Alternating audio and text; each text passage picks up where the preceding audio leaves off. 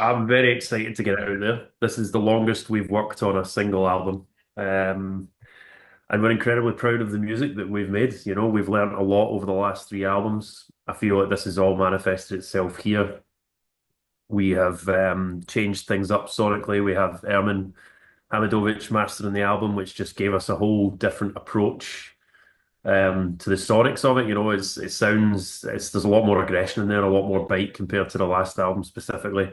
I feel Shrine was a very full, you know,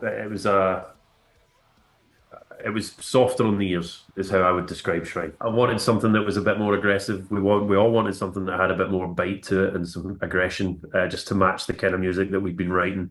And I feel like we achieved that with Zenith. So yeah, I'm incredibly excited. I'm glad that the album's nearly out there for everyone to hear. There's some songs on there that I cannot wait to share. And yeah, very excited.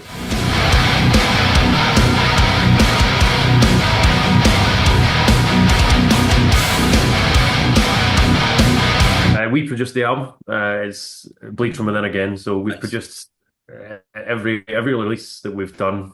We worked with Dan Weller, who helped produce the vocals on that. So specifically, we worked with him. Me, Kennedy, and Stephen went down at his vocal studio in London, and then we recorded the drums with Nolly, and the album was mixed by him. But production as a whole is Bleed from Within. We've never really worked with a producer for the outside of, you know, putting the songs together or writing the songs has always been us as a band. That's not to say we won't do it at some point in the future, but we already hold ourselves to a very, very high standard, and we're very ruthless with our kind of production, writing critiques, shall we say? Do you know what I mean? We're very hard on ourselves. Well, look, the first song in the album, I said to Gunzi when we were putting the album together that I really wanted something. I wanted the first song on the album to be like the fastest, most extreme thing we'd ever done. So Gunzi wrote what was initially called Mental, as in in Scotland you'd say something's fucking mental if it's insane or so crazy. So the demo name was called Mental. And he sent it over and he was like, Ali, can you play this? Like, can you play this speed? And I was like, well, we're going to find out. It's the fastest thing that we've recorded. And I think that's a prime example of there was stuff there that just really challenged us physically. But then in terms of the songwriting as well, I mean, there's loads of stuff there that Kennedy pushed himself with in terms of pitched vocals and stuff like that.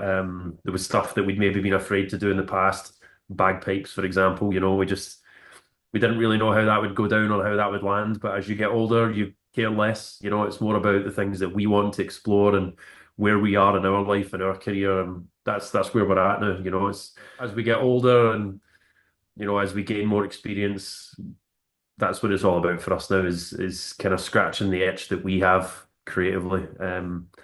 And yeah, as a drummer, the first track's a big challenge. Learning to play for the song and becoming a kind of better songwriter and musician. That's where we challenged her. Each person was challenged that way on this album.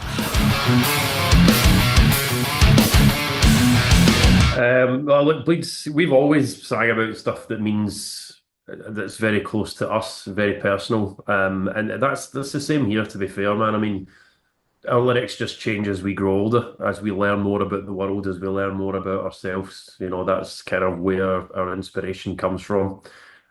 Collectively, I think Zenith is a song, not a song, sorry, but an album of change, and what's on the other side of the sort of hardships that we face now. Everyone's been through a lot, and there's a lot of changes that happen as you get older in life. You know, you're losing people close to you, but then you have a lot of close friends who are also bringing new life into this world. And I think, you know, Zenith encapsulates all of that. It's very much about change and what is on the other side of adversity or hardships. There's usually growth on the other side of that. And I think that's the underlying message for Zenith.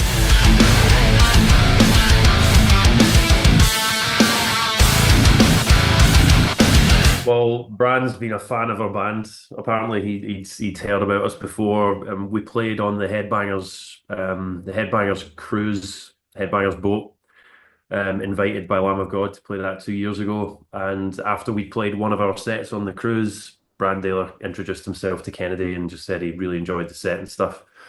Him and Kennedy kind of stayed in touch on Instagram, just, the odd story, odd message here and there. And then when it came to this track, we just said to Kennedy, do you want to see if Bran would like to sing on this? We were thinking of something quite melodic for the chorus. Obviously, the chorus has like choirs in it and stuff. So we just thought, let's try it. We've never really heard Bran on anything outside of Mastodon. I didn't think he'd say yes, but he did, and we were blown away. And we gave him the lyrics, and we had an idea of what we wanted, but we didn't tell him what we wanted. We just gave him the lyrics and said, "It's a blank canvas.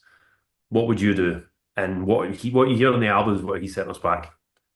First take. It was incredible. But we've been lifelong Mastodon fans, do you know what I mean? So to Yeah. have Bran on this album for us, which it's every album's a special album, but this one at this point in the sort of challenges and the changes that we've made and implemented and stuff, I think it meant a lot to sit and listen back to it when it was mastered. Very, very cool to hear.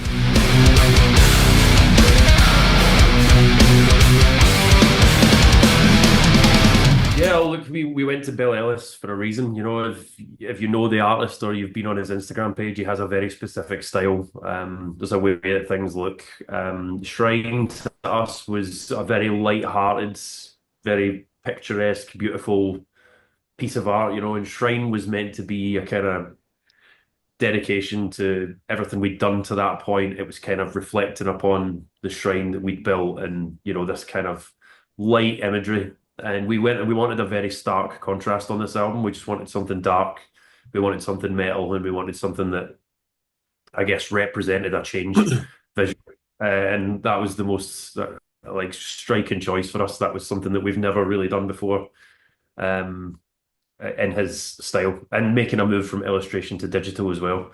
So we presented him with the brief and he came back with this.